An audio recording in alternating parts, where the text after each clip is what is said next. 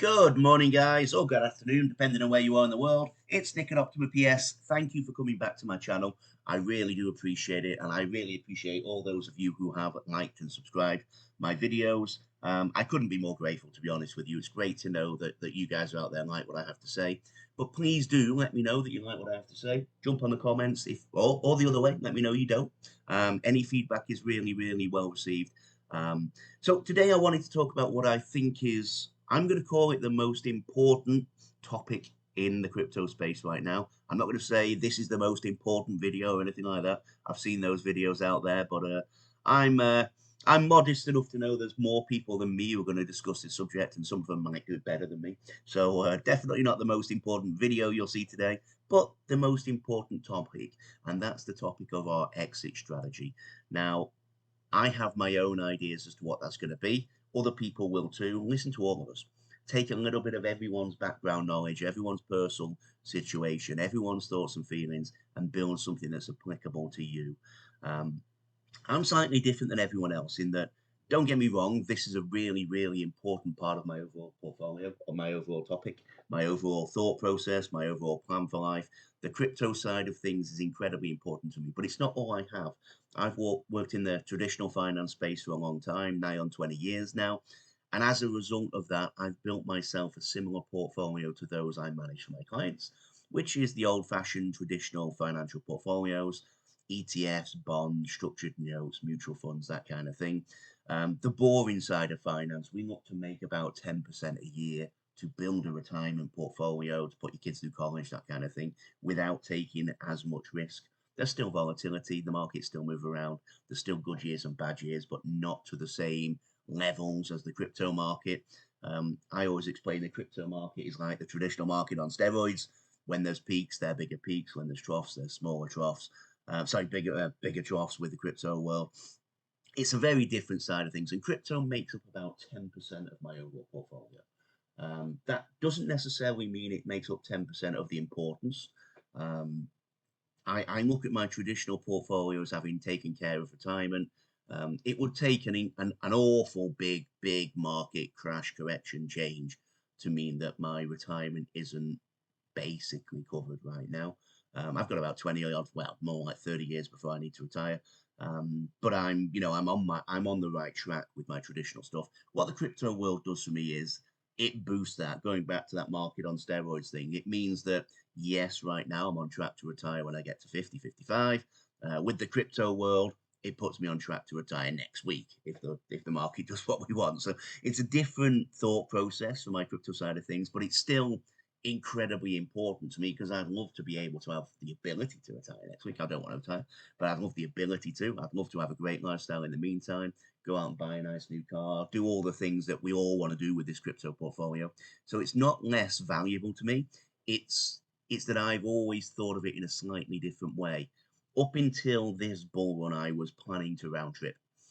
As you all know, XRP is my main holding, but I do own a lot of other things. But round tripping was something I was quite comfortable with because I don't need this money out anytime soon. This isn't going to affect my ability to work the number of hours I work or not. If XRP suddenly goes to $100 tomorrow, yes, it's sensational. I'll make an awful lot more money than I thought. Um, but it won't change my lifestyle because I'll still do the work I love to do. I'll still live my life. I'm a younger guy. I've got young kids. There's no way I'm going to stop work altogether and just play golf every day. I play golf once or twice a week anyway. That's enough, So it's I'm in a different position in that respect than many people out there. Not everyone, but I'd always planned on round tripping this. But the closer we get, the more I do the math, the less I think that's sensible. The reason I thought about round tripping, just to get all the cards on the table, is because I am certain there is going to be a time when the utility side kicks off and the big money comes into XRP. I'm not certain when that time will be. And my fear was always, we get to the top of this bull run. Let's, keep the numbers simple. We hit $10 and I say, great, I think we're at the top now. The charts say we're at the top. The TA guys I follow all think we're at the top. I'm cashing out. I cash out, probably into stable coins has been my plan. Um, and we're all wrong. And that's when the utility kicks in and the price just continues to go up and up and up. The charts were wrong because this is uncharted territory when it comes to flipping of a switch. It's never happened before in this regard. And so you wouldn't blame any of the TA guys, any of the charts, or anyone that thought we were at the top, but it turns out we weren't. And then suddenly, having sold out for $10, I now need to buy back in for $20, and that screws up with my whole long-term plan. So that's why I'd always thought round tripping this time would be my main plan. But that's changed. Before I get into that, just to tell you all, as I'm sure you all know by now, I am a financial advisor, but that doesn't mean anything I say or do is financial advice here. I'm absolutely not your financial advisor. I don't know the first thing about you. You don't know anything about me either. I don't know where you're based. I don't know what the rules are in those countries. Nothing I say could be taken as financial advice until such a time as I told you 100% that it was.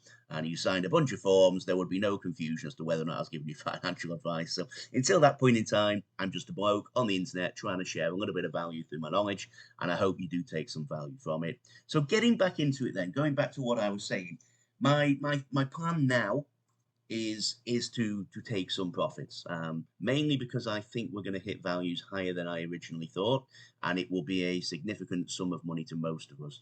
But how do we do that and try and cover both sides? I want to make sure that I don't miss the bull or the utility run, shall we call it, if I'm wrong, and the utility comes sooner than I think. I think the utility is likely to kick in on a grander scale towards the end of this decade, 2027, 28, 29, 30. I think the next bull run we will see flabbergasting numbers. But at this point in time, there's a good chance now with what's happened with the lawsuit, what's happening around the world with the arrangements, the partnerships Ripple are putting in place, there's a good run that we'll see the beginning, or a good chance, so we'll see the beginning of this utility run. And so I'm not sure I want to cash everything into stablecoins and miss the boat. So how am I going to do it? This is exactly what we're talking about today. Before we get into it, let's just take a look where the world is. Dead simple. You know, we haven't moved much since the last couple of videos, have we? I think we're sat at, is it the 16th of August today, maybe the 17th. I don't really keep check over the weekend. It's Sunday, it's the weekend. We're sat now with Bitcoin at 59,760. XRP is sat at 56.8 or 0.568. Ethereum's 2621. The world hasn't changed an awful lot. We seem to have found ourselves in a bit of a channel. Most of you guys are here because you know I'm an XRP orientated channel, so we'll talk about XRP. We're hovering between that about 55 and 58, aren't we, at the moment? The long term or longer term, the 60-day return is still 14.41 for XRP, which is outperforming everything else, which is great. Ethereum's down 26% over that same period, but that was always expected with the ETF launch as well. So the market hasn't moved an awful lot. So going on to what I want to talk about today, I'm going to jump onto the rich list, just because this is a good indicator of where most of you guys out there will be at. If you're here listening to an XRP channel, I'm guessing you have a significant bag to you personally. That doesn't mean it's up in the top number 6 accounts with over 1 billion XRP. It doesn't mean necessarily you're at the mid-range point, as I would call it here, in the top 1% with over 61,000 XRP, or the top 0.5% with over 110,000. But it's a good place for you guys to look and see where you are. Minimum on here is the top 10% is the people with over 3,000 XRP, isn't it?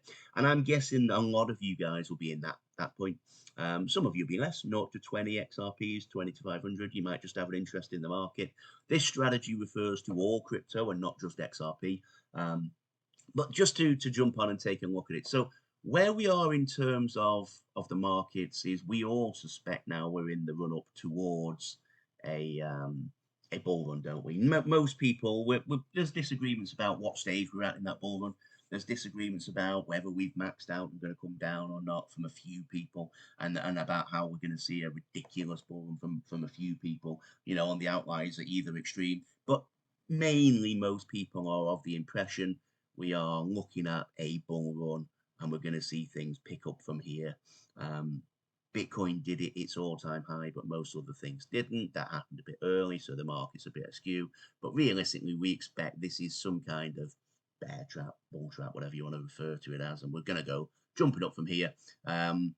The general consensus says Bitcoin might hit 100,000, something like that. I'm using the Bitcoin chart, by the way, because the XRP one is distorted because of that lawsuit. But what I wanted to do is just to give you a rough idea of where I base my maths, and this is incredibly rough.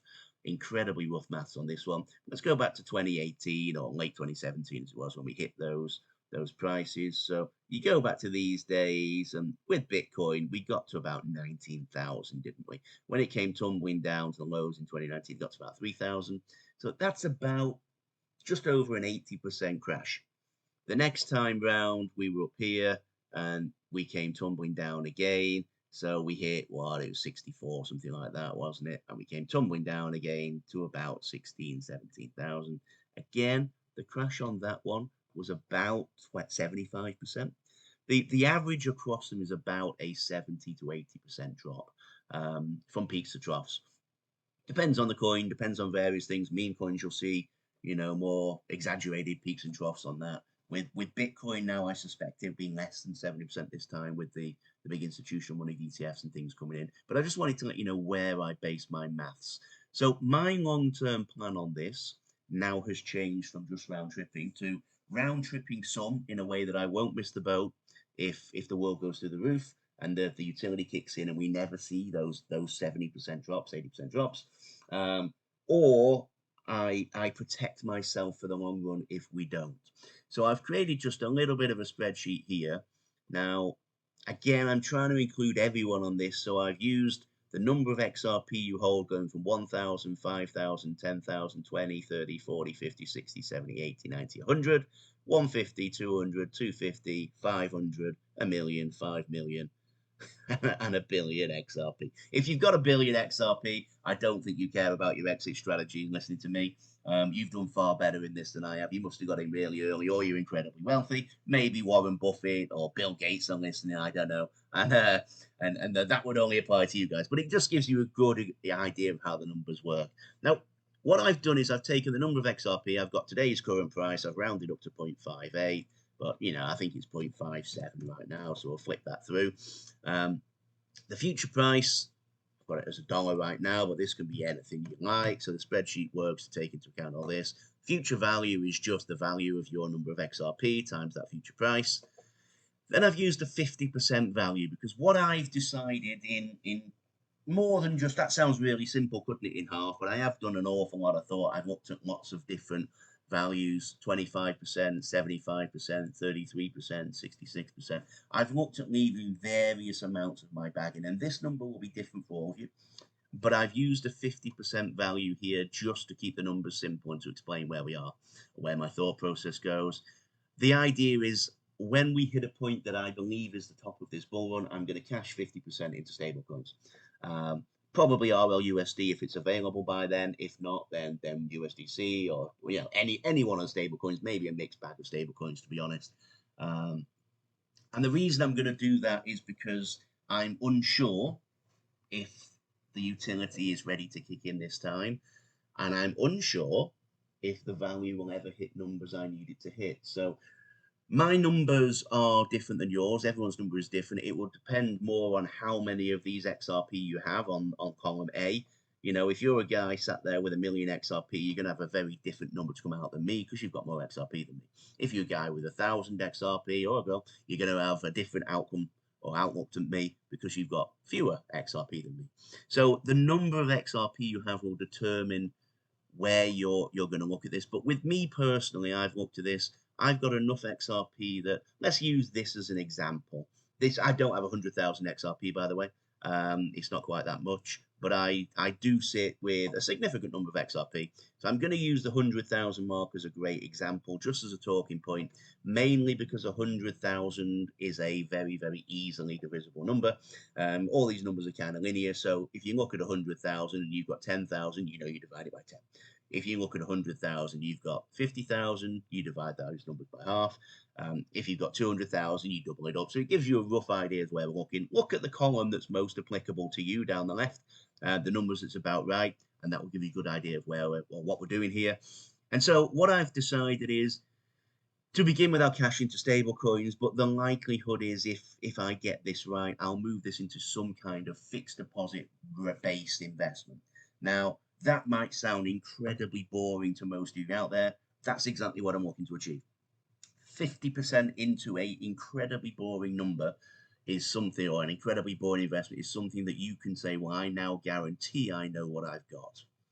I guarantee I will be in a position where that will never, we could argue that banks can go bust and things like that. Spread it between the big banks, make sure your numbers spread, your money spread around. But realistically speaking, 5% is the lowest fixed deposit you'll get on a significant sum of money. Even in the dark days, of the low interest rates where fixed deposits were basically useless, where your own bank was paying you 0.01%, if you knock on their door with $1 million, they'll do something different because they want to use that money and utilize it for their own purposes. They'll make whatever they like off it, far more than what they pay you. But you'll probably get 5% on a fixed deposit, maybe with a 1-year tie-in or something like that in most markets. Or if not, I can find something different than a fixed deposit. I work in the industry, but a good financial advisor will find you something that makes you 5% with almost zero risk attached. Nothing zero risk in the investment world, but almost zero risk. That's not what we're going into today. Today is just to talk about how this will work, not where you utilize to make it work. So 5% is the income or the interest rate I'm thinking of, the return on investment I'm thinking of. And then I look at keeping the rest of the money still sat there in stable coins. That's my buyback in pot. That's what I'm going to use to jump back into the market when I think we've fallen a significant number. For me, that significant number is a 30% drop. If you look at column 0 or column O, rather, the rebuy price, I'm using 30% of the all-time high. That's an average. Sometimes they drop more than that. It was about 80% last time on average, wasn't it? It was a bit more than that the time before. This time around, the market's more established. More people understand what they're dealing with. I suspect it will be a bit less. But even if it drops to 80%, I don't mind buying in at 70% down at 30% of the all-time high. And if it goes to even lower than that, I might put a bit more in of my own cash or something like that.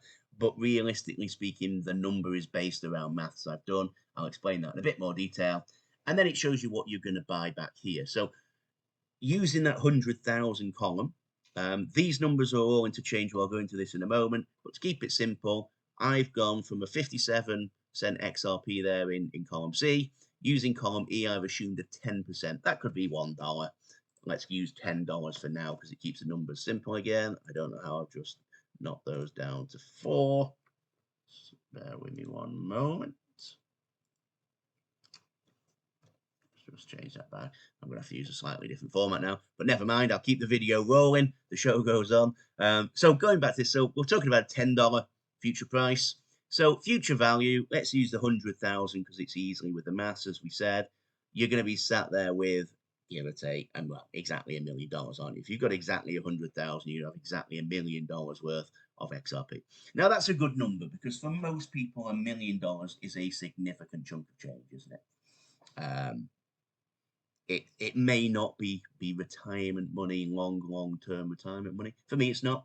$1 million at 5% would pay me 50 grand a year. You might make more than 5%, by the way, but I'm keeping things really basic and really, really low risk. But $50,000 a year is a nice amount of money. I certainly wouldn't starve to death. I've earned $50,000 a year for the rest of my life. It's a great amount to mean that you can take work less seriously. Maybe you quit your job, your 9 to 5 days a week, and you get a job in your local bar talking to your buddies at night. You could change your life on that money, but it isn't necessarily retirement money for me. And probably not for most people out there. I think the average wage in the US now is about 50 grand a year. So you're taking average wage. That's not what most of us are in it for. We're in for life-changing wealth. But average wage for doing absolutely nothing every day is not a bad life either, is it? So you guys decide where your out point is. But going back, $1 million worth of XRP. Using this format, you could sell half of it. So you're going to get $500,000 out, which would give you a $25,000 a year income. $25,000 a year income. Again, it's not life-changing in the way we talk. You're not going to be buying a Lamborghini. You're not going to be moving into that 6-bedroom mansion you've seen on the edge of the park. But in the same respect, $25,000 a year is a lovely point to have with zero risk attached, with zero level effort. It's a truly residual income that can come in. Obviously, you pay a bit of tax on that depending where you live in the world. But $25,000 a year is still nice. It's your rent paid, it's your mortgage paid, it's the finance on your car paid. It's a lovely bonus to have, isn't it? But I'm going to talk about different numbers in a moment. But what that also does is it leaves half your XRP or half your crypto portfolio still sat there in stable coins, awaiting that 70% price drop, meaning that you buy in at 30% of the all-time high, which was $10, which is $3. And this is what I really like about this model is when you buy back in, you pick up basically 1.66 of what you took out. So you took $1 million out to buy back in at that point, you'll get $1.6 million worth of XRP. Or yeah, basically you're going to be buying back in with a significantly larger number than you left with. So that's 166,666, 1.66 times your 100,000, or in monetary terms, it's a lot more. So where we stand is you're never going to get fewer XRP than you began with. I don't want anyone to sell out and then look back and kick yourselves and think I'm in a worse position now than if I'd never sold. You might still be, in all honesty, but it's a good way to try and prevent that. So you're going to end up with 66% more XRP than you began with, even though you've cashed in half and you've taken all that risk off the table and it's sat there now in a bank account doing this is what we want from this portfolio, right? Everyone invests to change their life, and this is how we do it. Now, what's different is that column E there, I don't think the long-term price is going to be $10. It could be anything, but let's use $50. Let's use $30 for now. I'm going to have to change this column as well because I've messed up my spreadsheet while we're talking. But a $30 XRP changes this number significantly. Using that 100,000, future value there is $3 million, which is a significant chunk of change, isn't it? For me personally, I can get about 10% a year on that, so that will make one hell of a difference to my life with no risk on the table at 5% though. Yeah, we'll do the maths the same. 50% of that is $1.5 million. So you're sticking $1.5 million in your bank, risk off the table for the rest of your life. That is a life-changing sum. That's a life-changing amount of money to anybody, I think. But to most of us listening, that's a significant change in your lifestyle.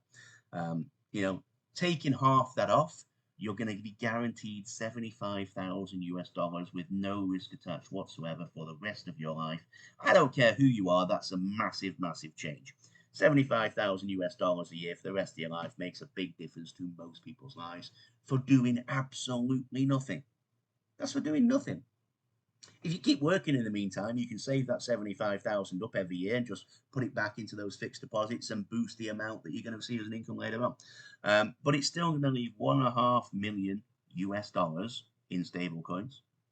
And those stable coins at your buyback price of $9, yet again, gives you a 66% uplift on what you originally had. 100,000 always becomes 166,000. I'm saying XRP, but whatever your coin would be using these maths. So you're still going to basically make another 2/3 on top of your original outlay by buying back in using this model. Now, I can't guarantee the price will drop 70%. I can't guarantee that the world will work exactly how we plan, but it's a good model. Let's just go and change this number again to something ridiculous now. And I call ridiculous different than most of you guys do. I think $100 for the short term. I think we're definitely going to see $100 XRP one day, but I think for the short term, it's unrealistic. This is probably what I expect after 2030, maybe not even 2030, but after 2030. I hope I'm wrong. I hope it happens next Thursday. We all do, right? But again, my last video, hope or expect the best, but prepare for the worst. I think the worst case scenario is we don't hit $100 for a while yet. But let's use this number again. Using that 100,000 figure again, then okay, we're talking major money now, aren't we? 100,000, $100 gives you $10 million worth of XRP. You're selling 5 million out, which is spectacularly life-changing for most people out there. You can buy that Lambo, you can buy that house on the beach, or you can just leave it like I will, and I'm going to use the 250,000. So again, not my numbers, but to keep it simple, where I take full risk off the table as I park this money in the bank, the 250,000 a year in column K, that's what I'm going to use to go risk on. That's what I'm going to buy back into crypto markets. I'm going to buy back into stock markets. I'm going to buy some direct stocks that are higher risk than others that I know from the research I do in life. I'm going to buy all kinds of things with that money, knowing that it doesn't matter if I lose it anymore because next year I get it again. I won't lose it every year. I'd be the worst investor in the world, but it's completely risk off, so I can go completely risk on with the returns on that $5 million. So, maybe I'll live off 150 and I'll invest 100. Maybe I'll live off 100, I'll invest 150. I'll decide at the time. I'll have the luxury of choice. But $250,000 is the income you'd get from that. But going back to the same model, I get 5 million to buy back in when the price hits that low point again, 70% drop. I'm buying back in for $30. Gives me 166,666 XRP. This is what I'm talking about. So again, this isn't a perfect math. I should have put a column of 166,000 in, actually. I'm not sure if I'll make a mess of my numbers here. Let's see if I can just stick this in. Yeah, I've messed up my numbers. Never mind, I'll take that out. What we'll do is we'll just keep it really simple. We'll use 150. So if I buy back in with 166,000, let's use this next column down here. I'll highlight it in a different color for us all. Let's make it a nice blue color. I'm buying back in with realistically 500,000, but at this price, will give me something more like 166,000, but the values on that are going to be better than here, aren't they?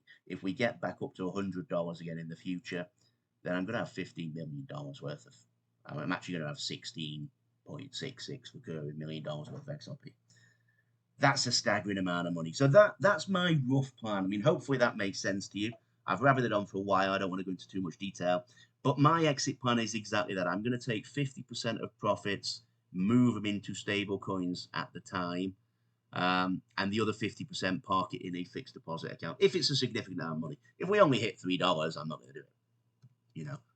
$3 doesn't make any difference to me. But, realistically speaking, that's not going to be enough. But if we hit a significant amount, take 50%, park it in a fixed deposit account, and that's completely risk off for the rest of my life. Hey, if the price drops down to $30, $3 again, or 10 cents again, whatever it might be, and I don't need the money, I can always take it out of those fixed deposits and buy more XRP again. Nothing stops me from doing that. But this is how I go risk off for life. So 50% goes into the bank, 50% sits there in stable coins waiting. When the market hits my price point, which for me is 0.3, so a 70% dip, I'll buy back in and I'll get more XRP or more coins than I had in the first place by 66%, which is a staggeringly good amount of money for just playing the game a little bit. And then I'll make myself even more wealthy than I was before. The only time this goes wrong, guys, is if I'm wrong, we don't see a dip for, in this case, XRP because the utility or crypto in general, and it just keeps going up. And hey, at the worst case scenario, we hit a $10. That means I've cashed out, for me personally, let's say I've got 100,000, $1.5 million. Sorry, $150,000. Not enough to retire on, but it's, my numbers aren't changing. There we go. I keep changing my spreadsheet. But okay, so we're sat there suddenly with $500,000. It will pay my mortgages off. It will change my life. It's not what I'm here for. It's not what I'm after. It will give me $25,000 a year for absolutely nothing. That's if I get it wrong. If that's my worst outcome from investing into this crypto world, that's not bad, right? Most people don't retire on $500,000 portfolios around the world. Some do. My clients do. I will. But most people don't. So you will have a standard level retirement. If you've already paid off your mortgage on your family home, you've already put your kids through college, $25,000 a year is not bad. It's not. I mean, that obviously index link that, go with inflation. But in today's money, $25,000 a year is not bad. It will be more than that because obviously that money will grow at 5% a year, and it's not enough to retire on, so I won't spend it.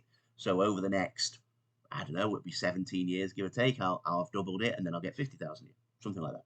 So this is a case that covers all angles. If we're right and the markets dip, then we get to buy back in cheaper. If we're wrong, then take a number that is the right amount for you that covers your bare essentials. You still get to buy in with the other half. You still get to buy something else with the other half. You haven't only got $500,000. You've got $1 million, but you've got 500,000 waiting to buy back into crypto and 500,000 to go into the fixed deposit. It's still not terrible. and this is what it's all about. It's covering as many angles as possible in case we're wrong. I don't think we're wrong. I think we're going to hit more than $10. I think the number I'm talking about is going to be $1 million, $2 million, something like that I'm going to cash out. And that is life changing to me personally. That's what I'm after. Hey, if I'm wrong and we only ever hit $1 this time, I'm going to round trip it until we hit 10, 20, 50, $100. But it's a good exit strategy for me personally. Listen to everyone else's, listen to what's out there. But I would say to you, this type of thing is what you all need to be planning. You need to do some research on something like this, get your exit strategy right. Hopefully mine comes in handy and has been useful. Guys, if you like what I had to say today, please do like, subscribe to the channel, drop a few comments, tell me you like it, you don't like it, tell me whatever you want to say. But I really appreciate you hearing me out. I've been going on for 30 minutes, which is far too long. So thanks very much for your time. We'll speak again soon. All the best, Nick.